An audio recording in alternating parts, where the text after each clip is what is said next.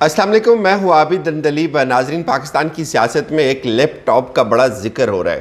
اس لیپ top کے اندر عمران خان کے خلاف مواد موجود ہے اور اس کی بنیاد پر کسی شخص کو مشیر بنایا جا رہا ہے۔ یہ پاکستان کی سیاست کا وہ غلیظ اور مکروہ ترین چہرہ ہے جو ہمیں کئی دہائیوں سے ہم دیکھ رہے ہیں اور ہم سن رہے ہیں۔ اس کا ذکر کریں گے اور آخر پہ آپ کو بتائیں گے کہ ایک تحریر جو خان صاحب کو بھیجی، بڑی ایموشنل ہو رہے ہیں لوگ اس کے اوپر، اور اس کو بھی آپ کے ساتھ شیئر کریں گے۔ اگر آپ سننا چاہیں اس کو ضرور سنیں۔ ویسے میری کمیونٹی کی جو ٹائم لائن ہے یوٹیوب کی، اس کے اوپر بھی میں نے اس کو پوسٹ کیا ہوا ہے۔ ویسے آپ کو بہت زیادہ حیرت ہوگی جب آپ یہ سنیں گے کہ یہ 12 جماعتیں مل گئی، انہوں نے اقتدار سنبھال لیا۔ یہ بھی ایک حیران کن کر دینے والی بات ہے۔ ایک نئی بات ہے پاکستان کی تاریخ میں، جو پہلے ایک دوسرے کو چور کہتے تھے، ڈاکو کہتے تھے، آپ ایک دوسرے کے ساتھ مل کر حکومت کر رہے ہیں۔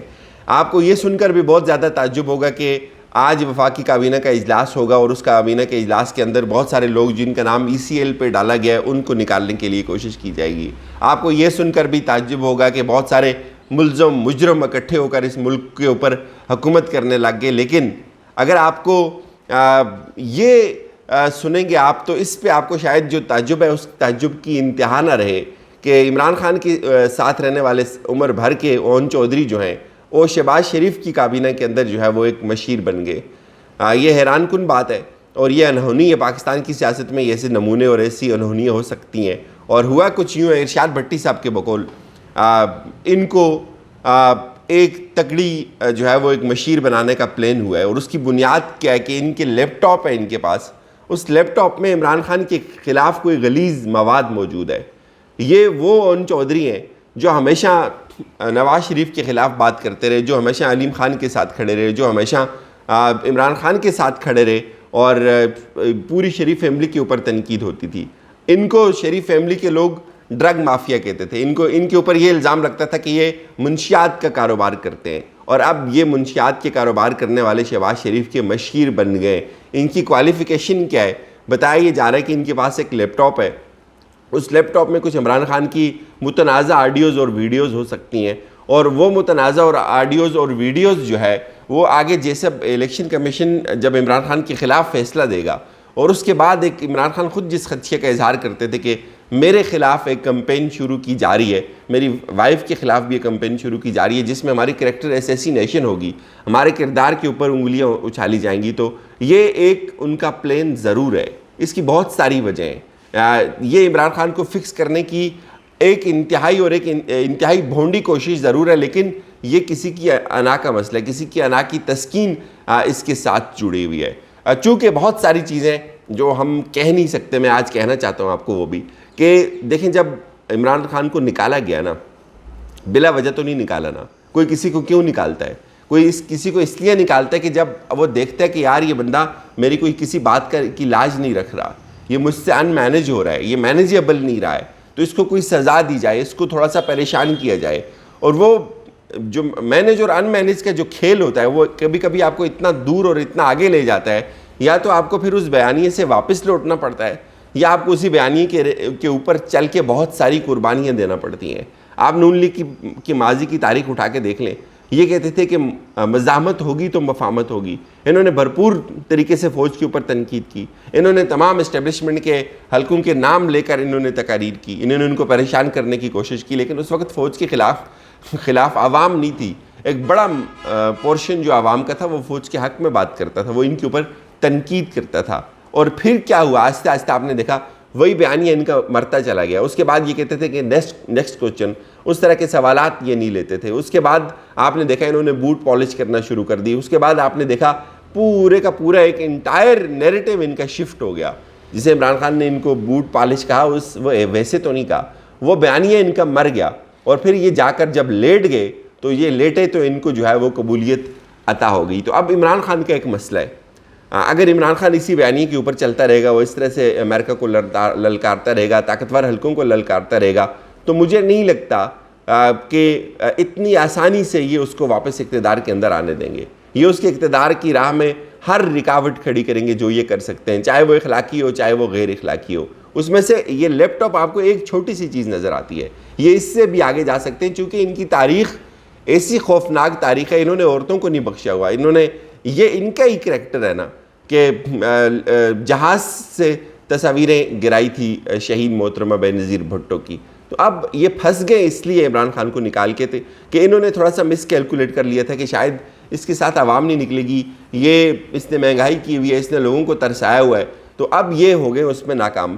اب خان کے ساتھ جب لوگ نکلیں تو انہوں نے بخلاہٹ کے مارے کبھی توشہ خانہ شروع کر دیا, کبھی یہ بھی ایک حیران کن بات ہے کہ جیسے عمران خان اقتدار سے باہر جاتا ہے تو آپ کو توشہ خانہ نظر آتا ہے, آپ کو الیکشن کمیشن نظر آتا ہے, روزانہ کی بنیاد پہ وہاں سماعت ہونی نظر آتی ہے, اور اب میڈیا آپ کو عمران خان کے خلاف ہوتا نظر آ رہا ہے. اور اب اس سے بھی جو غلیظ دھندا شروع ہو رہا ہے, یہ جو اون چودھری ہیں جن کو صرف لیپ ٹاپ کی بنیاد پہ مشیر بنایا جا رہا ہے شہباز شریف کا, اور لیپ ٹاپ میں کیا ہے کوالیفیکیشن یہ کہ لیپ ٹاپ میں ارشاد بھٹی یہ دعویٰ کر رہے ہیں کہ کوئی ایسا متنازع میٹیریل ہے. تو مجھے اس پہ بالکل تعجب نہیں ہوگا, میں چونکہ ان کی تاریخ کو جانتا ہوں. شارٹلی میں نے ایک تحریر لکھی تھی, وہ میں نے خان صاحب تک بھی پہنچائی, اس کو میں نے اپنی کمیونٹی پہ بھی شیئر کیا ہوا. جو لوگ یہاں نہ سننا چاہیں تو کوئی مسئلہ نہیں ہے, لیکن کچھ لوگوں کے کہنے پہ میں اس کو یہاں پڑھ ضرور دیتا ہوں.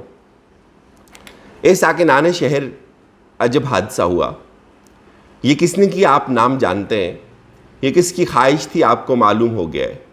اس سازش کے سارے کردار ایک ایک کر کے آپ کے سامنے ہیں, لیکن اے ساکنان شہر ہم کچھ روایات کا حامل معاشرہ تھے. ہمارے کندھے پہ ایک تاریخ تھی جناح سے لیاقت علی خان تک کی تاریخ, جس سے کئی نسلوں کی محنت اور کئی دہائیوں کی دشت نوردیوں سے لکھا گیا تھا.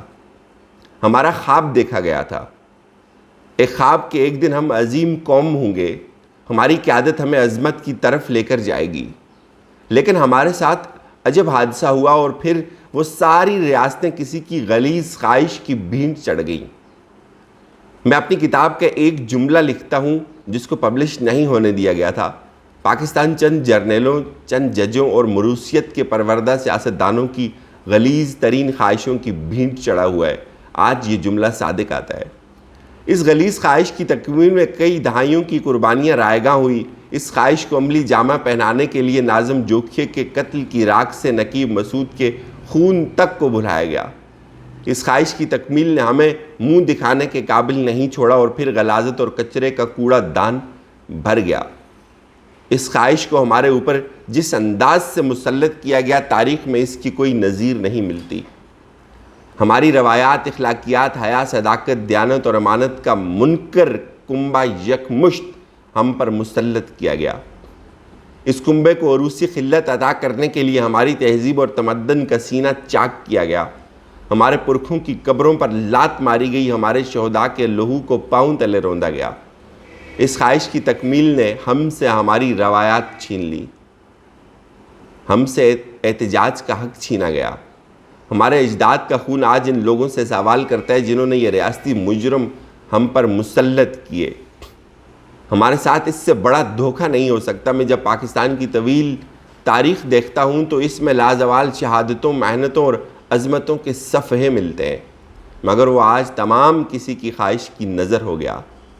ارتقا تو جانوروں میں بھی ہوتا ہے, مگر ہم نے 70 سال میں کتنا شاندار ارتقا کیا. جب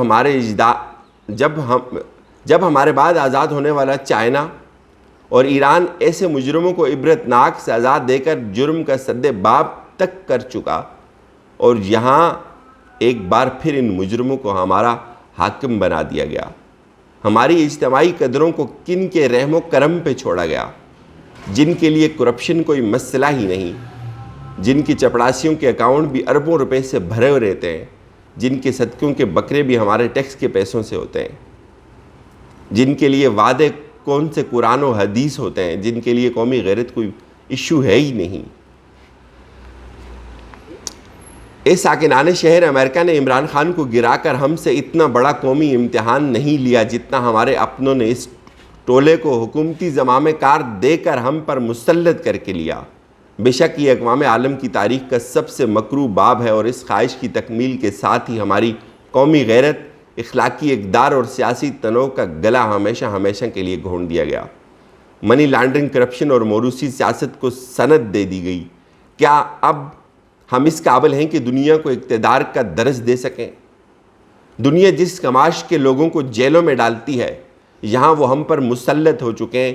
آؤ اے ماتم کنا ساکنان شہر بغاوت کریں اور اس رسم کو دفن کریں اگر اس کی قیمت چاہے ہماری جان ہی کیوں نہ ہو، اور اس مرد کا ساتھ دیں جو اکیلا کھڑا ہے، اس کی جان کے در پہ ہیں۔